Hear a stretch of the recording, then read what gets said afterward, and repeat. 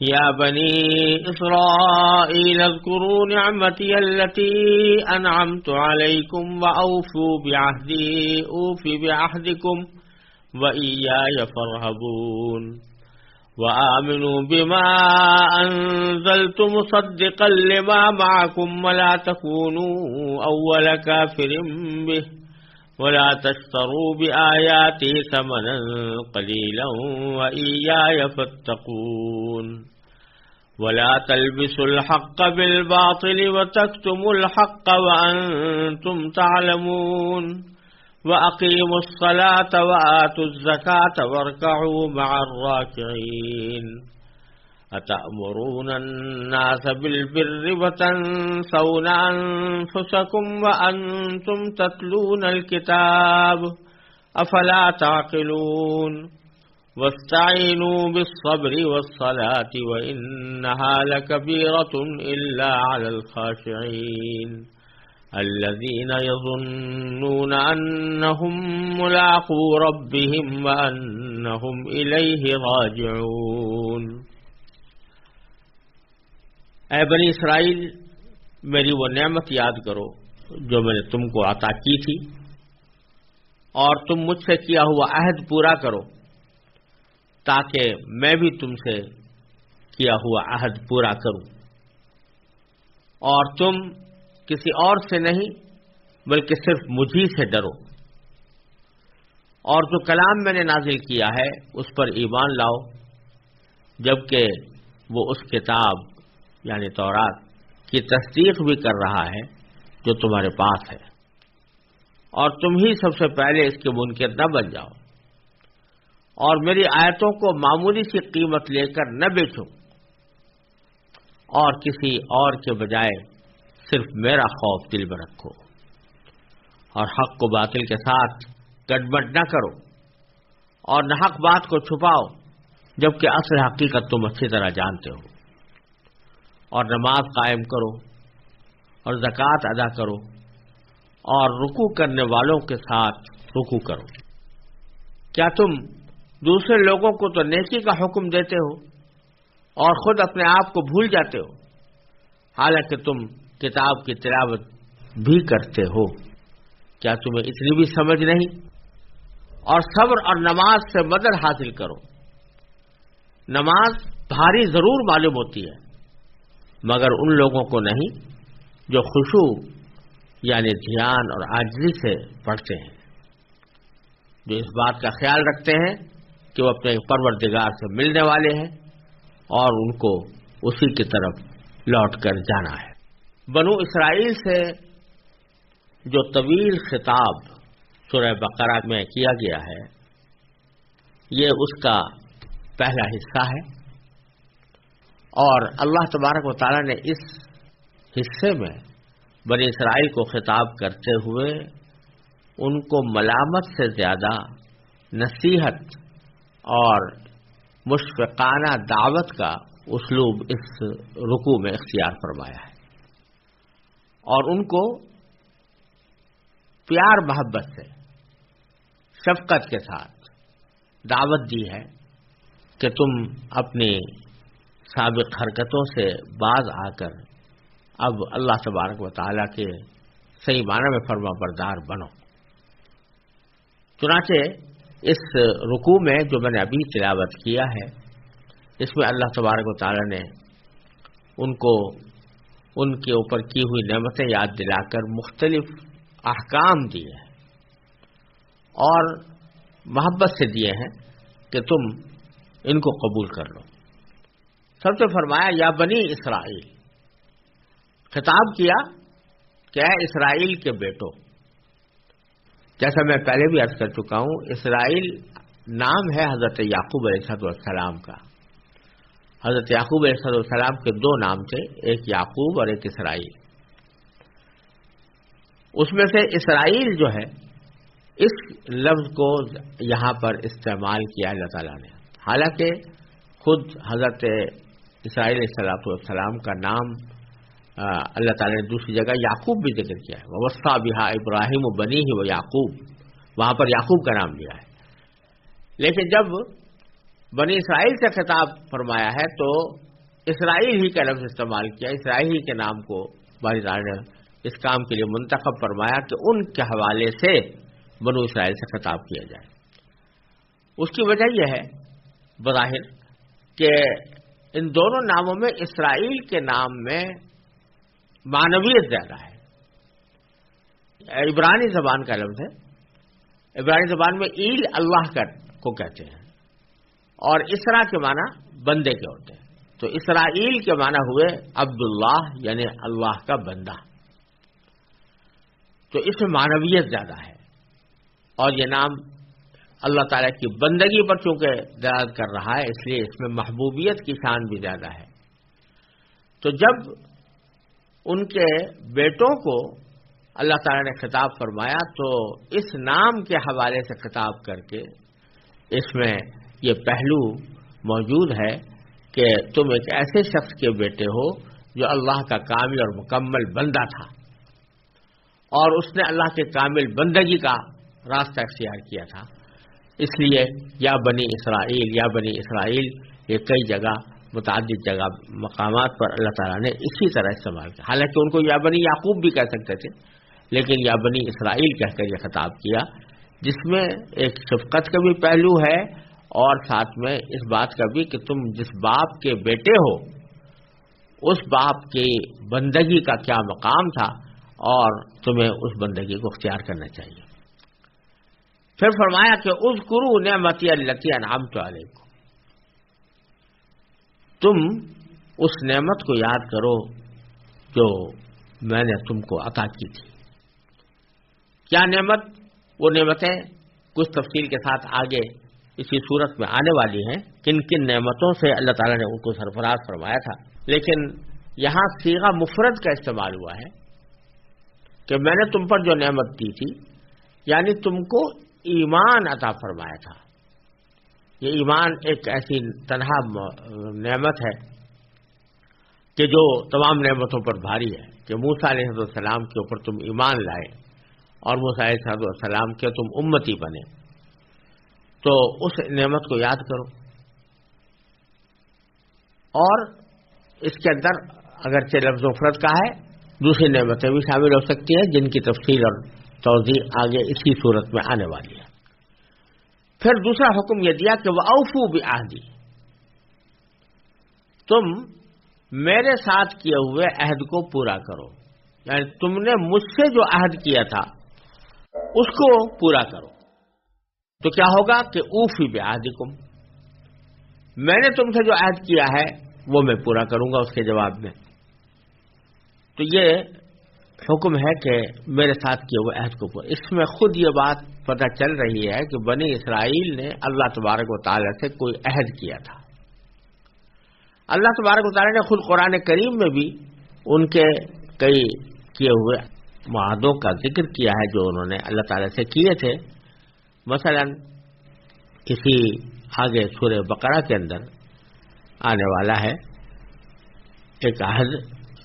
کہ وَإِذْ أَخَذْنَا مِيثَاقَ بَنِي إِسْرَائِيلَ لَا تَعْبُدُونَ إِلَّا اللَّهَ، کہ جب ہم نے بنی اسرائیل سے یہ عہد لیا تھا کہ تم اللہ کے سوا کسی کی عبادت نہیں کرو گے، اللہ کے سوا کسی کی بندگی نہیں کرو گے۔ یہ وہاں تو یہ عہد یہ تھا کہ توحید کا، کہ اللہ کے سوا کسی کی بندگی نہیں کرو گے، توحید کا بھی اور اطاعت کا بھی، کہ اللہ کے سوا کسی اور کی اطاعت نہیں کرو گے، اپنے نفسانی خواہشات کی اطاعت نہیں کرو گے، اپنے بہکانے والوں کی اطاعت نہیں کرو گے، اللہ کی اطاعت کرو گے۔ اور سورہ مائدہ میں اللہ تبارک و تعالی نے زیادہ تفصیل کے ساتھ وضاحت کا ذکر فرمایا ہے، وَلَقَدْ أَخَذْنَا مِيثَاقَ بَنِي إِسْرَائِيلَ وَبَعَثْنَا مِنْهُمُ اثْنَيْ عَشَرَ نَقِيبًا، وہاں جو متعدد معاہدے بنی اسرائیل کے مذکور ہیں اس میں اللہ تعالیٰ کا یہ ارشاد و منقول ہے کہ لَإِنْ أَقَمْتُمُ الصَّلَاةَ وَآتَيْتُمُ الزَّكَاةَ وَآمَنْتُمْ بِالرُّسُلِ وَعَزَّرْتُمُوهُمْ، کہ اگر تم نے نماز قائم کی اور تم نے زکوٰۃ ادا کی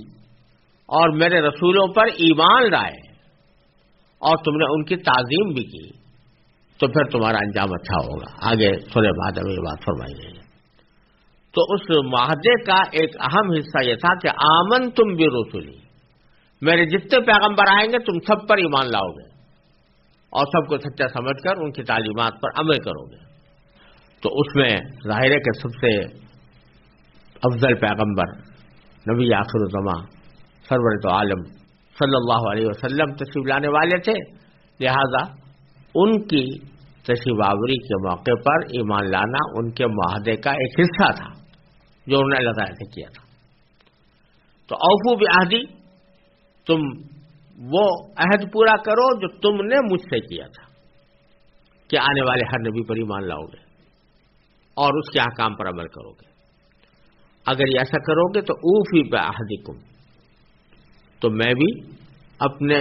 اس عہد کو پورا کروں گا جو تمہارے ساتھ کیا تھا. یعنی تم سے یہ عہد کیا تھا کہ اگر تم اللہ کے مطیع اور فرما بردار رہے، اللہ تعالیٰ کی ٹھیک ٹھیک بندگی کرتے رہے، تو اس صورت میں میں تم کو بہترین جزا دوں گا، ثواب دوں گا، دنیا کے اندر بھی اور آخرت کے اندر بھی. تو وہ عہد میں تم سے پورا کروں گا بشرطے کہ تم اس عہد کو پورا کرو جو تم نے مجھ سے کیا تھا. پھر آگے فرمائے وَإِيَّايَ فَارْهَبُونَ، اور صرف مجھی سے ڈرو، مجھی سے خوف رکھو. یہ عربی زبان کا ایک قاعدہ ہے کہ جب مفعول کو مقدم کیا جاتا ہے فعل کے اوپر تو اس سے حصر کا فائدہ حاصل ہوتا ہے. یعنی ایک صورت تو یہ ہے کہ یہ کہتے ہیں کہ ارہبونی، آپ مجھ سے ڈرو، تو وہاں سے صرف اتنی بات ہوتی کہ مجھ سے ڈرو. لیکن مجھ کے لیے مفعول جو ہے اس کو مقدم کرتے ہوئے ایایا فرمایا تو اس کے معنی ہوگا کہ مجھی سے ڈرو. اور اس میں جب فا بھی لگا دی یا فرحبون تو اس میں مزید تاکید پیدا ہو گئی. یعنی مجھ سے اور صرف مجھ سے ڈرو. یا دوسرے الفاظ میں اس کو اگر ہم اس طرح تعبیر کریں تو بھی مناسب ہے کہ اگر کسی سے ڈرنا ہے تو مجھی سے ڈرو. تو یہ فا جو ہے وہ اس معنی میں آ رہی ہے کہ اگر کسی سے ڈرنا ہے تو مجھی سے ڈرو. اس میں تاکید زیادہ پیدا ہو جاتی ہے، میرے سوا کسی اور سے ڈرو. یہ ڈر کا ذکر یہاں پر اس لیے فرمایا کہ بہت سے بنی اسرائیل اور بہت سے یہودی ایسے تھے کہ جن کے دل تو مان رہے تھے کہ نبی کریم سرور دو عالم صلی اللہ علیہ وسلم اللہ کے سچے پیغمبر ہیں اور جو تعلیمات وہ لے کر آئے ہیں وہ درست ہیں اور ہمیں ان کو ماننا چاہیے. لیکن جس چیز نے ان کو روکا ہوا تھا وہ ایک ڈر تھا. وہ ڈر یہ تھا کہ یہ منصب جب بنی اسماعیل کی طرف جائے گا تو ہماری ہیٹی ہوگی، اور دوسری طرف ان کو یہ ڈر تھا کہ خود ہماری قوم کے لوگ ہمیں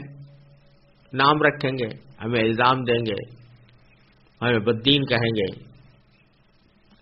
اور سب سے بڑا ڈر یہ کہ ہماری سرداری اور چودراہٹ ختم ہو جائے گی اور اس کے نتیجے میں ہمارے پر جو نذرانے چڑھاوے آتے ہیں وہ بند ہو جائیں گے.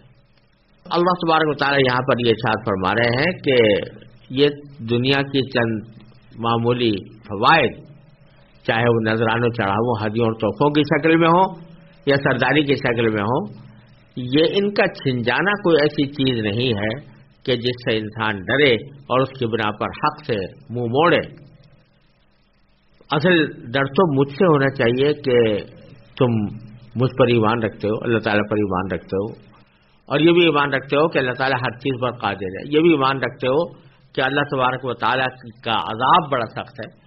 لہذا اگر کسی سے ڈرنا ہے تو مجھ سے ڈرو، اور اپنے لوگوں سے ڈر کر یا اپنی سرداری سے محروم ہو جانے کے خوف سے تم حق بات کو قبول کرنے سے انکار نہ کرو. اور یہ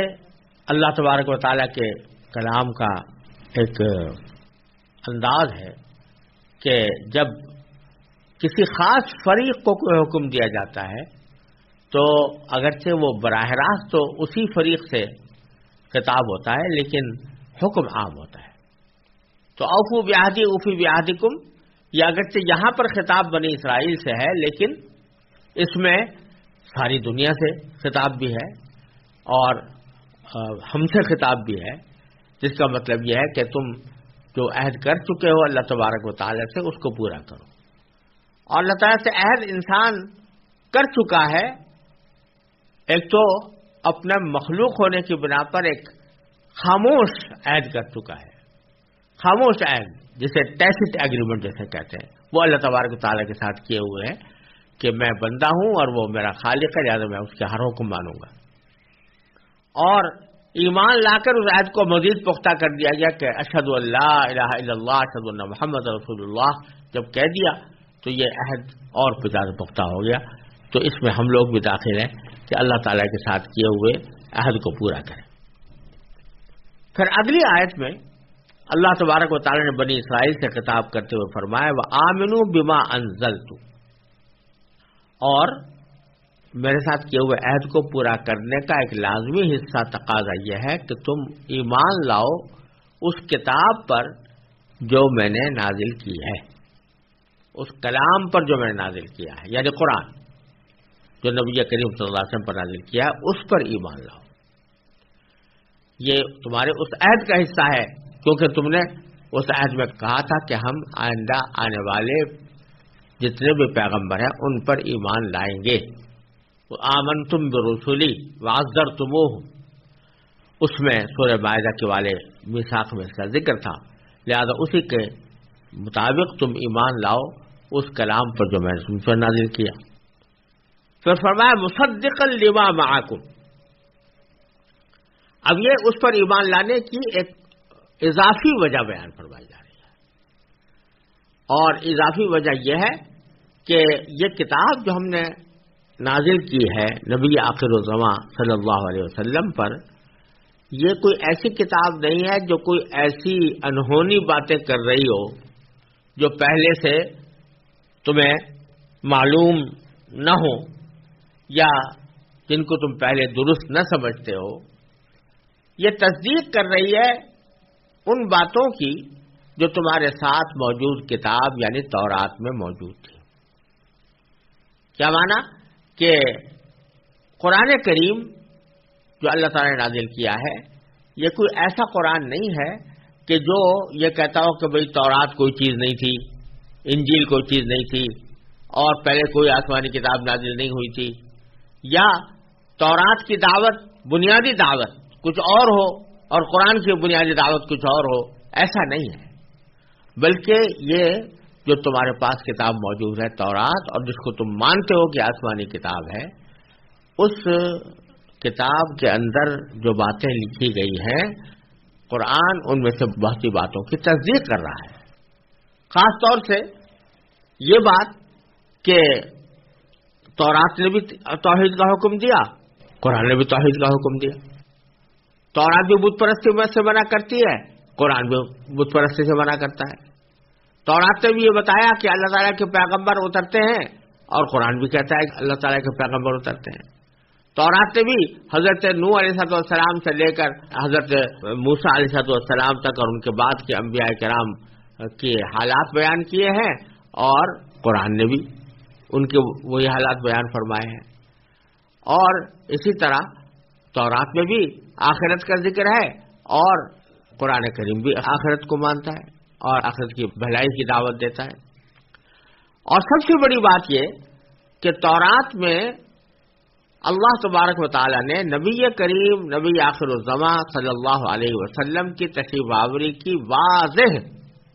نشانیاں بتائی ہیں، واضح خبر دی ہے کہ ایک نبی آخر میں آئیں گے، ان کے یہ اوصاف ہوں گے. تورات کی متعدد صحیفوں میں آج بھی باوجود تحریف کے وہ بشارتیں موجود ہیں. تو نبی کریم صلی اللہ علیہ وسلم جب کوئی قرآن کریم کی آیت نازل ہوتی ہے یا نبی کریم صلی اللہ علیہ وسلم اپنی رسالت کا اعلان فرماتے ہیں، تو یہ در حقیقت تورات کی ان باتوں کی تصدیق ہوتی ہے جن میں نبی آخر الزماں کی پیشین گوئی کی گئی ہے. تو یہ تصدیق کر رہی ہے اس کتاب کی جو تمہارے ساتھ ہے، تو ان معنی میں تصدیق کر رہی ہے. یہاں یہ اچھی طرح سمجھ لینا چاہیے کہ اس کا مطلب یہ نہیں ہے کہ یہودیوں کے پاس جو کتاب تھی جس کو وہ تورات کہیں یا تالمود کہیں یا مشنا کہیں، جو کچھ بھی نام دیں اس کا، اس کی قرآن تصدیق کر رہا ہے کہ وہ ساری کی ساری صحیح ہے۔ وجہ اس کی یہ ہے کہ خود قرآن کریم نے ہی متعدد مقامات پر اور خود ہی اسی سورہ بقرہ میں بنی اسرائیل سے خطاب کرتے ہوئے آگے آنے والا ہے، جگہ جگہ یہ اعلان فرمایا ہے کہ یہودیوں نے اس کتاب کو اپنی اصل صورت میں باقی نہیں رکھا جو ان حضرت موسیٰ علیہ السلام پر نازل کی گئی تھی، بلکہ اس میں جگہ جگہ تعریفیں کی ہیں۔ اور اسی آیت میں آگے آ رہا ہے کہ تم اللہ کی آیتوں کو تھوڑی سی قیمت لے کر مت بیچا کرو۔ تو آگے بھی قرآن کریم نے جگہ جگہ اس بات کا ذکر کیا ہے کہ انہوں نے تحریف کی ہے، اس کو بگاڑا ہے، اس کو اصل صورت میں باقی نہیں رکھا۔ تو جب قرآن یہ کہہ رہا ہے کہ انہوں نے اس کو بگاڑا ہے، تو یہ مطلب اس کا ہرگز نہیں ہو سکتا کہ ایک طرف تو کہہ رہا ہے کہ بگاڑا ہے اور تعریف کی ہے، اور دوسری طرف یہ کہے کہ یہ ساری کتاب جو کچھ بھی یہ دکھا رہے ہیں یہ ساری کی ساری سچ ہے اور ہم اس کی تصدیق کرتے ہیں۔ لہذا دونوں باتوں ایک ساتھ جمع نہیں ہو سکتے، لہذا دونوں کا ملا کر جو نتیجہ نکلتا ہے وہ یہ کہ اگرچہ انہوں نے بہت ساری تعریفات کر لی ہیں اور کتاب کو بدل دیا ہے، بگاڑ کر رکھ دیا ہے، اس کے باوجود اس میں کچھ صحیح باتیں بھی ہیں، کچھ نہیں، اچھی خاصی صحیح باتیں ہیں، اور قرآن کریم ان صحیح باتوں کی تصدیق کرتا ہے، اور ساتھ ساتھ اس میں نبی آخر الزماں کی پیشین گوئی کی جو باتیں کی گئی ہیں، جو اشارے دیے گئے ہیں، بلکہ صراحت کے ساتھ موجود ہیں۔ تو یہ قرآن ان کی تصدیق کر رہا ہے اور ان کو سچا کر کے دکھا رہا ہے کہ دیکھو یہ پیشین گوئی جو کی تھی وہ اس طرح سچی ہوئی کہ نبی کریم صلی اللہ علیہ وسلم تشریف لائے اور آپ پر قرآن کریم نازل ہوا۔ یہ معنی ہے مصدق لما معکم کے۔ یہ جملہ بکثرت آگے آئے گا، اور قرآن کریم میں متعدد مقامات پر جہاں تورات کا یا انجیل کا ذکر آیا ہے وہاں یہ جملہ موجود ہے، مصدق لما معکم۔ اس کا مطلب یہی ہے جو میں نے ابھی عرض کیا کہ اس کی بنیادی دعوت تورات کی اور انجیل کی جو بنیادی دعوت تھی اس کی تصدیق کرتا ہے، اور اس کے اندر جو نبی آخر الزماں کی تشریف آوری کی بشارتیں دی گئی تھیں ان کی تصدیق کرتا ہے اور ان کا مصداق بنتا ہے۔ تو یہ ایک دوسرا ایک اضافی عامل ہے کہ جو یہودیوں کو ایمان کی طرف راغب کرنے کے لیے اللہ تعالیٰ نے یہاں پر استعمال فرمایا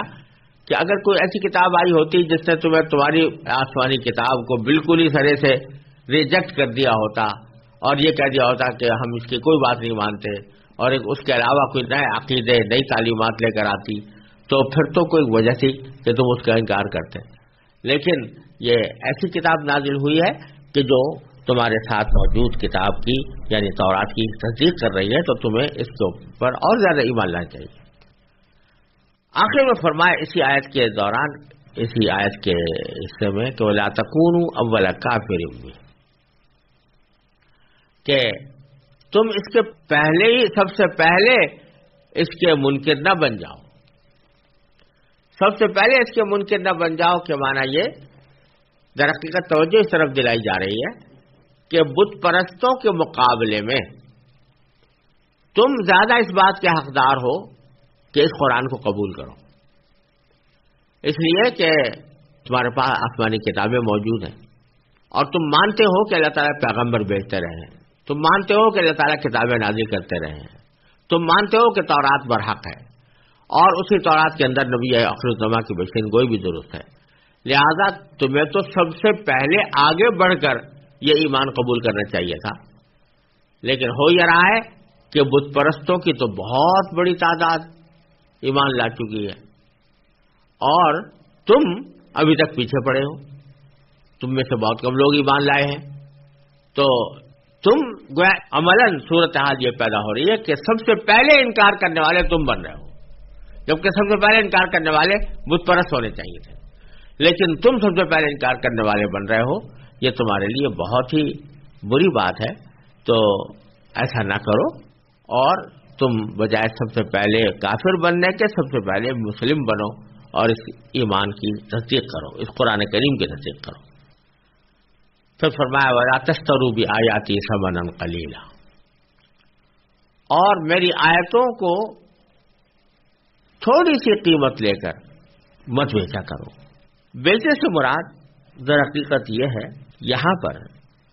کہ بعض اوقات یہودی کے بعض نابدعنوان قسم کے رہنما یہ کام کرتے تھے کہ اگر کسی کو کوئی مسئلہ پوچھنا ہے اور وہ چاہتا ہے کہ اس کے اپنی مرضی کے مطابق اس کا جواب مل جائے، تو یہ لوگ تورات کی ایسی معنوی تحریف کر کے اس کے ایسے معنی بیان کرتے تھے، ایسے تشریح کرتے تھے جو اس آدمی کے حق میں چلی جائے، اور اس کے لیے وہ ان سے رشوت لیتے تھے۔ کہتے تھے بھائی اگر تم اتنے پیسے دو تو پھر میں تمہارا معاملہ حل کرا دوں گا اور تورات کی ایسی تشریح کروں گا کہ جس کے نتیجے میں تمہارا معاملہ درست ہو جائے، تمہارے حق میں فیصلہ ہو جائے۔ تو اس رشوت لے کر تورات کی معنوی تحریف کو اللہ تعالیٰ نے یہاں بیچنے سے تعبیر کیا کہ آیتوں کو بیچ رہے ہو تھوڑی سی قیمت لے کر، اور یہ تو معنوی تحریف تھی۔ کہا جاتا ہے کہ بعض جگہ پر لفظی تحریف بھی رشوت کی خاطر کی گئی ہے، معمولی سی قیمت کی خاطر۔ تو دونوں ہی باتیں ہو سکتی ہیں، تعریف معنوی بھی اور تعریف لفظی بھی وہ تھوڑی سی قیمت لے کر کرتے تھے۔ تو اللہ تعالیٰ فرماتے ہیں کہ یہ تمہاری بہت ہی خراب بات ہے اور اس سے تم احتراز کرو۔ یہاں یہ بھی سمجھنے کی بات ہے کہ یہ فرمایا کہ میری آیتوں کو تھوڑی سی قیمت لے کر مت بیچو، تو بظاہر تو اس کا اگر مفہوم مخالف لیا جائے تو یہ نکلتا ہے کہ اگر زیادہ قیمت میں بیچو تو بیچ سکتے ہو، لیکن ظاہر ہے کہ محاورات کے لحاظ سے یہ معنی کبھی کوئی شخص، کوئی عقل مند شخص اس سے مراد نہیں لے سکتا۔ اصل میں مقصود تو یہ ہے کہ جتنی بھی قیمت لوگے وہ حقیقت بہت تھوڑی ہوگی اس عذاب کے مقابلے میں جو اس تحریف کا اللہ تعالی نے مقرر کیا ہے، اس کے مقابلے میں جو قیمت بھی لوگے وہ تھوڑی ہوگی۔ لہذا یہاں یہ بات سمجھ لینی چاہیے کہ بعض اوقات قرآن کریم کوئی الفاظ کسی جگہ پر بڑھاتا ہے تو کسی عمل کی شناخت، قباحت اور اس کی برائی کو زیادہ واضح طور پر بیان کرنے کے لیے کچھ الفاظ بڑھاتا ہے، وہ اس کی قید اعتراضی نہیں ہوتے، یعنی یہ مطلب نہیں ہوتا کہ اگر وہ صفت نہ پائی جائے تو حکم بدل جائے گا۔ تو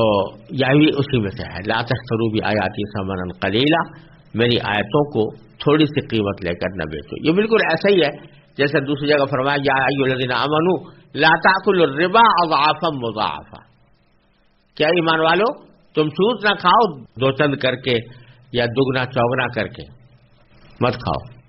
اس کا مطلب یہ نہیں ہے کہ دگنا چوگنا اگر نہیں ہوگا تو سود جائز ہو جائے گا، بلکہ مطلب یہ ہے کہ یہ اتنی خراب بات ہے، اس کی خرابی کو، اس کی شناخت اور قباحت کو ظاہر کرنے کے لیے یہ بڑھایا گیا۔ اسی طرح یہاں پر بھی لا تشتروا بآیاتی ثمنا قلیلا ہے، اور پھر دوبارہ فرمایا وإیایا فاتقون، اور پھر مجھی سے ڈرو۔ پہلی جگہ فرحبون فرمایا تھا اور دوسری جگہ فتقون فرمایا ہے۔ لفظی ترجمہ اگر دیکھا جائے اردو میں ہمارے پاس کوئی اور لفظ نہیں ہے، دونوں جگہ رہب کا ترجمہ بھی خوف اور اتقاء کا ترجمہ بھی خوف، لیکن دونوں میں فرق یہ ہے کہ رہب جس کے لیے بولا جاتا ہے وہ ایسا خوف ہے بس دل میں خوف بیٹھا ہوا ہے انسان کے، رعب مسلط ہے، وہ تو رہب ہے۔ اور اتقاء وہ خوف ہے جس میں ساتھ ہی کوئی احتیاطی تدبیر بھی شامل ہو، یعنی خوف کی وجہ سے آدمی کوئی قدم بھی اٹھائے، کوئی احتیاط کا قدم بھی اٹھائے، کوئی تدبیر بھی کرے، وہ پھر اتقاء میں داخل ہوتا ہے۔ تو پہلی جگہ تو یہ فرمایا کہ سب سے پہلی بات تو یہ کہ تمہارے دل میں جو ڈر بیٹھا ہوا ہے دوسروں کا، یہ ڈر نکالو اور اللہ تعالیٰ کا ڈر داخل کرو. یہ ڈر داخل کرو کہ مجھے اللہ کے سامنے پیش ہونا ہے اور وہ مجھے عذاب دینے پر قادر ہے. اور دوسری جگہ فتقون فرمایا تو یہاں صرف اتنی بات ہے کہ ڈر دل میں بٹھا لو، بلکہ اس ڈر کے نتیجے میں جو عمل کرنے چاہیے وہ عمل بھی کرو. وہ عمل بھی کرو کہ اس ڈر کے نتیجے میں تم غلط کام سے بچو اور جو اللہ تعالیٰ کی اطاعت اور بندگی ہے اس کو انجام دو. وَإِيَّايَ فَاتَّقُونِ. اور پھر آگے فرمایا وَلَا تَلْبِسُوا الْحَقَّ بِالْبَاطِلِ وَتَكْتُمُوا الْحَقَّ وَأَنْتُمْ تَعْلَمُونَ. اور تم حق کو باطل کے ساتھ گڑبڑ نہ کرو. حق کو باطل کے ساتھ گڑبڑ کرنے میں وہی بات ہے کہ تورات کے اندر بعض اوقات اپنی طرف سے کوئی اضافہ کر دیا، کوئی کمی کر دی، لفظی تعریف، اور بعض اوقات یہ کہ اس کے معنی حقیقت میں کچھ اور تھے اور اس کے معنی لوگوں کے سامنے کچھ اور بیان کر دیے، تو یہ معنوی تحریف ہو گئی. اس حق کو باطل کے ساتھ گڑبڑ کر دیا گیا. اس کی معنی فرمائی وَتَكْتُمُوا الْحَقَّ. اور حق کو مت چھپاؤ. یعنی حق بات کو بعض اوقات چھپا لیتے تھے. کوئی جب ایسا موقع آتا جس میں خیال ہوتا کہ ہمارے مفاد پر زد پڑے گی تو حق بات کو چھپا لیتے تھے. اس سے منع کیا گیا. وَأَنْتُمْ تَعْلَمُونَ. جبکہ تم خود جانتے ہو. کیا جانتے ہو؟ کہ حقیقت حال سے تم واقف ہو کہ حقیقت حکم کیا تھا، اور تم اپنے ظاہری مفادات کی خاطر وہ حکم کس طرح لوگوں کے سامنے بیان کر رہے ہو جو غلط ہوتا ہے. پھر فرمایا وَأَقِیمُوا الصَّلَاةَ وَآتُوا الزَّکَاةَ. پھر فرمایا کہ نماز قائم کرو اور زکوٰۃ ادا کرو. وَارْکَعُوا مَعَ الرَّاکِعِینَ. اور رکوع کرنے والوں کے ساتھ رکوع کرو. نماز قائم کرو، زکوٰۃ ادا کرو، یہ احکام تو واضح ہے. اور یہاں یہ بات صرف قابل ذکر ہے بطور خاص کہ اللہ تعالیٰ جہاں دین پر عمل کرنے کا ذکر فرماتے ہیں تو عام طور سے سب سے پہلے نماز کا ذکر ہوتا ہے. اقیم الصلاۃ، جس سے معلوم ہوا کہ نماز جو ہے وہ دین کا ستون ہے. اور اسی لیے نبی کریم صلی اللہ علیہ وسلم نے فرمایا الصلاۃ عماد الدین. وہ دین کا ستون ہے. جو اس کو کھڑا کرے گا وہ دین کے ستون کو کھڑا کرے گا، اور جو اس کو ضائع کرے گا وہ دین کے ستون کو گویا منہدم کر رہا ہے. لہذا اس سے نماز کی اہمیت واضح ہو رہی ہے. اور اسی کے ساتھ اکثر و بیشتر اللہ تعالیٰ زکوٰۃ کی ادائیگی کا حکم دیتے ہیں. تو اس کے ساتھ ہی پھر فرمایا وَارْکَعُوا مَعَ الرَّاکِعِینَ. تم رکوع کرنے والوں کے ساتھ رکوع کرو. بعض مفسرین نے اس جگہ یہ فرمایا کہ یہودی جو نماز پڑھتے تھے اس میں رکوع نہیں ہوتا تھا، تو اس لیے اللہ تعالیٰ نے خاص طور پر یہ فرمایا کہ ارکعوا مع الراکعین. یہ بات ہو سکتی ہے کہ یہ وجہ ہو، لیکن بنیادی بات یہ ہے کہ جماعت کی نماز کی اس میں تاکید کی گئی ہے. مقصود یہ ہے کہ نماز پڑھنا ہی مقصود نہیں ہے کہ انفرادی طور پر انسان نماز پڑھ لے، بلکہ وہ جماعت کے ساتھ ہونی چاہیے. ارکعوا مع الراکعین. جہاں اور لوگ رکوع کر رہے ہیں وہاں تم بھی رکوع کرو، یعنی جماعت کے ساتھ پڑھو. اسی لیے جماعت کے بارے میں کہا گیا ہے کہ وہ سنت موقدہ قریب بواجب ہے. اور نبی کریم صلی اللہ علیہ وسلم نے جماعت کی بلا عذر چھوڑنے پر وعید بیان فرمائی ہے. ایک حدیث میں رسول کریم صلی اللہ علیہ وسلم نے ارشاد فرمایا کہ میرا دل چاہتا ہے کبھی کبھی کہ میں کسی وقت ایسا کروں کہ مسجد میں کسی شخص کو امامت کے لیے کھڑا کر دوں کہ وہ نماز پڑھانا شروع کرے جماعت، اور پھر میں باہر جا کر ان لوگوں کے گھروں میں جاؤں جو نماز میں حاضر نہیں ہوتے، اور پھر جا کر میں ان کے گھروں کو جلا دوں. یعنی جماعت کو چھوڑ کر تنہا چاہے وہ نماز پڑھ رہے ہوں، لیکن جماعت کو ترک کرنا اتنا بڑا سنگین معاملہ ہے کہ حضور اقدس صلی اللہ علیہ وسلم نے فرمایا کہ میرا دل چاہتا تھا کہ ان کے ایسے لوگوں کے گھروں کو آگ لگا دوں. اس سے جماعت کی اہمیت معلوم ہوتی ہے. پھر آگے ارشاد فرمایا اتأمرون الناس بالبر وتنسون انفسکم وَأَنْتُمْ تَتْلُونَ الْكِتَابَ، کہ کیا تم لوگوں کو تو نیکی کا حکم دیتے ہو اور خود اپنے آپ کو بھول جاتے ہو، حالانکہ تم کتاب کی تلاوت بھی کرتے ہو، کیا تمہیں اتنی بھی سمجھ نہیں؟ یہ ہوتا تھا کہ یہودیوں کے ہاں یہ بات بڑی کثرت سے پائی جاتی تھی کہ جو ان کے علماء ہوتے تھے، واعظین ہوتے تھے، وہ لوگوں کو جب نصیحت کرتے تو بڑے اہتمام کے ساتھ کرتے اور گناہوں سے بچنے کی تلقین کرتے، لیکن خود اپنی عملی زندگی میں نہ ان گناہوں سے بچتے تھے اور نہ ان طاعات کو بجا لاتے تھے جن کی طرف دوسرے لوگوں کو وہ دعوت دے رہے ہیں۔ ان سے خود ان کو نہ کرنے کا اہتمام تھا، نہ گناہوں سے بچنے کا اہتمام تھا۔ اللہ بچائے، یہ صورتحال تقریباً ہر مذہب میں ہوتی ہے، تو ان کے مذہب میں خصوصی طور پر کچھ زیادہ تھی، اس لیے اللہ تبارک و تعالی نے فرمایا کہ یہ بہت ہی بری بات ہے کہ لوگوں کو تو نیکی کا حکم دو اور خود اپنے آپ کو بھول جاؤ، اور یعنی اپنے لیے بھلائی کا راستہ، نیکی کا راستہ اختیار نہ کرو۔ تو جب کہ تم کتاب کی تلاوت بھی کرتے ہو، یعنی تم عالم ہو اور تمہیں تورات کا علم ہے، اس کے باوجود تم نے یہ حرکتیں کر رکھی ہیں، یہ کتنی ناسمجھی کی بات ہے۔ افلا تعقلون، کیا تمہیں اتنی سمجھ نہیں ہے؟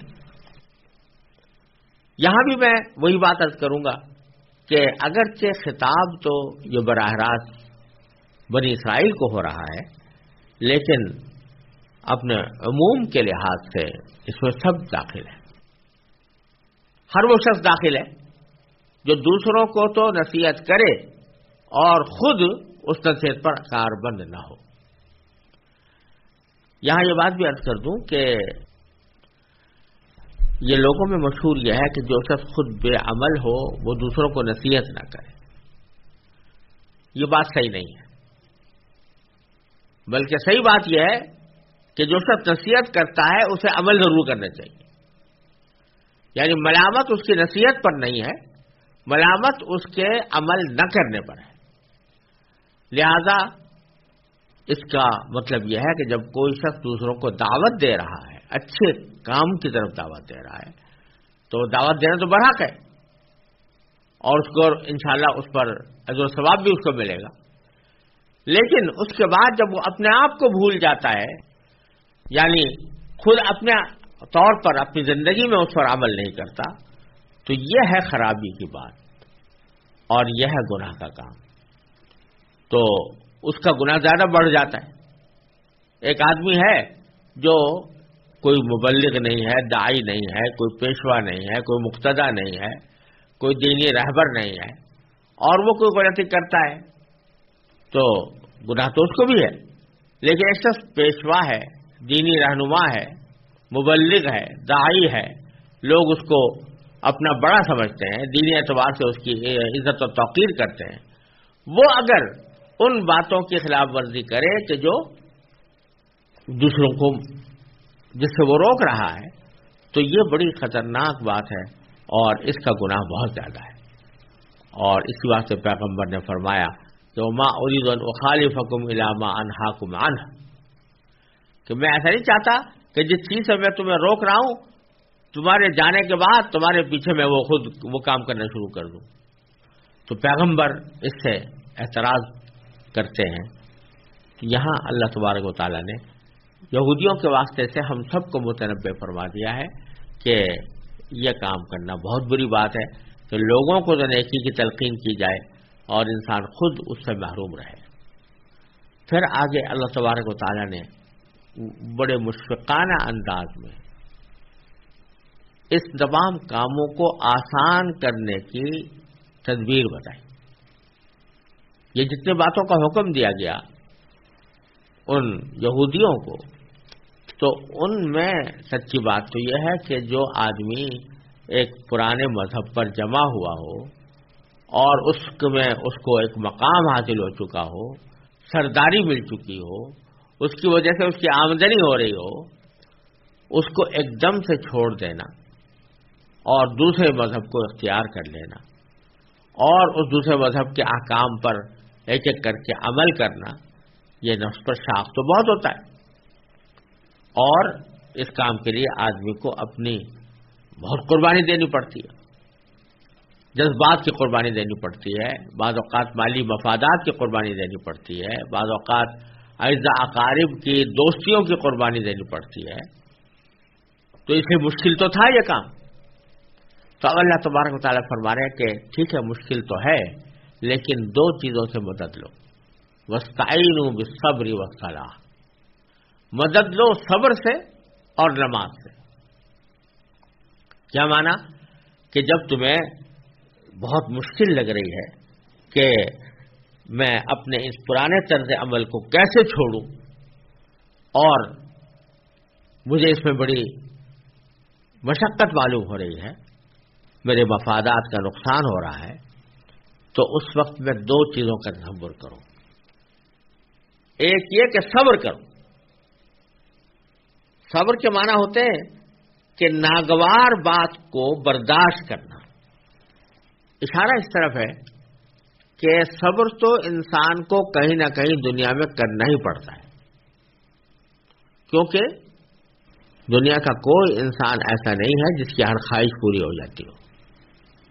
چاہے وہ کتنا بڑا صاحب اقتدار ہو، چاہے وہ کتنا بڑا عالم ہو، چاہے وہ کتنا بڑا پیشوا ہو، ایسا نہیں ہوتا کہ اس کی ہر خواہش پوری ہو۔ ایسا نہیں ہوتا کہ کسی بھی انسان کو خلاف طبیعت معاملات پیش نہ آئے، ناگوار باتیں سامنے نہ آئیں۔ ناگوار باتیں آتی ہیں، خلاف طبیعت امور پیش آتے ہیں، لیکن آدمی پھر اس کے سوا اس کے پاس چارہ نہیں ہوتا کہ وہ صبر کرے، اور وہ اس تکلیف کو یا صدمے کو یا رنج کو ہٹانے کا پوزیشن میں نہیں ہوتا۔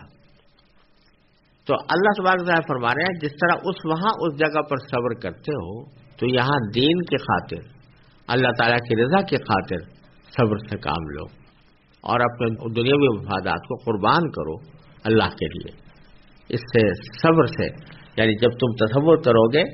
کہ میں ساری دنیاوی مقاصد کے لیے بہت سے معاملوں میں اپنی طبیعت کے خلاف کام کرتا ہوں، تو یہ دین کے معاملے میں بھی اپنے طبیعت کے خلاف کام کروں گا، تو اس سے تمہیں مشقت میں نسبتاً کمی آئے گی، اور اس سے تمہارے لیے یہ کام آسان ہوگا۔ اور دوسری چیز جو فرمائی وہ صلاح، وہ نماز، کہ نماز سے مدد لو۔ کیا مانا؟ کہ نماز جو ہے یہ بھی تمہارے دل میں جو خوف بیٹھا ہوا ہے اپنے مفادات کے ضائع ہو جانے کا، اور اس کی وجہ سے تمہیں بے ہمت بنا رہا ہے اور صحیح راستے پر چلنے نہیں دیتا، اگر نماز پڑھو گے، اور نماز اللہ تعالیٰ سے دعا پر بھی مشتمل ہوتی ہے، تو جب تم یہ پڑھو گے تو یہ تمہارے دل کا خوف رفتہ رفتہ ظاہر ہوگا۔ نماز کی خاصیت یہ ہے کہ یہ گناہوں کے سے بچانے میں ایک اہم کردار ادا کرتی ہے، اور اس کے نتیجے میں انسان کا جو دل میں خواہشات گناہوں کی پیدا ہو رہی ہوتی ہیں، ان کے اوپر بریک لگتا ہے، کسی نہ کسی درجے میں لگتا ہے، اور جتنا آدمی نماز اہتمام کے ساتھ پڑھے گا اتنا ہی اس کا یہ فائدہ حاصل ہوگا۔ تو اللہ تعالیٰ نے فرمایا کہ اگر تمہیں مشقت معلوم ہو رہی ہو تو دو چیزوں سے مدد دو، صبر سے اور نماز سے، اور ساتھ یہ بھی فرما دیا وَإِنَّهَا لَكَبِيرَةٌ إِلَّا عَلَى الْخَاشِعِينَ۔ اور یہ نماز جو ہے یہ ہے تو مشکل ضرور، بھاری ضرور معلوم ہوتی ہے، مگر ان لوگوں کو نہیں جو خشوع یعنی دھیان اور عاجزی سے پڑھتے ہیں۔ اگر آدمی خشوع کے ساتھ پڑھے، خشوع کے معنی یہ ہے کہ جو الفاظ زبان سے نکال رہا ہے دھیان انہی کی طرف ہو، تو اس کے نتیجے میں نماز کی مشقت کم ہو جاتی ہے، اور نماز جو بھاری لگ رہی ہے وہ کم ہو جاتی ہے۔ تو یہ تجربہ ہے، ہر انسان تجربہ کر سکتا ہے کہ ایک طریقہ یہ ہے کہ آدمی نماز پڑھے، نماز کے اندر اپنے خیالات کو بے مہار چھوڑ دے، اور ساری دنیا کی باتیں سوچے، اور یہ پتہ نہ چلے کہ میں کیا پڑھ رہا ہوں یا کیا سن رہا ہوں۔ اگر امام کے پیچھے ہے تو سن کیا رہا ہوں، اگر خود پڑھ رہا ہے تو پڑھ کیا رہا ہوں، یہ پتہ نہ چلے۔ تو اگر اس طرح نماز پڑھے گا انسان تو وہ 4 رکعتیں بھی اس کو پڑھنا بھاری ہوگا. لیکن اگر آدمی الفاظ کو دھیان دے کر پڑھے گا، جو الفاظ پڑھ رہا ہے اس کو دھیان دے کے پڑھے، الحمدللہ رب العالمین پڑھا تو معلوم ہو کہ الحمدللہ رب العالمین پڑھا، الرحمن الرحیم پڑھا تو معلوم ہو دل کو کہ میں الرحمن الرحیم پڑھ رہا ہوں. ایسے لوگ جو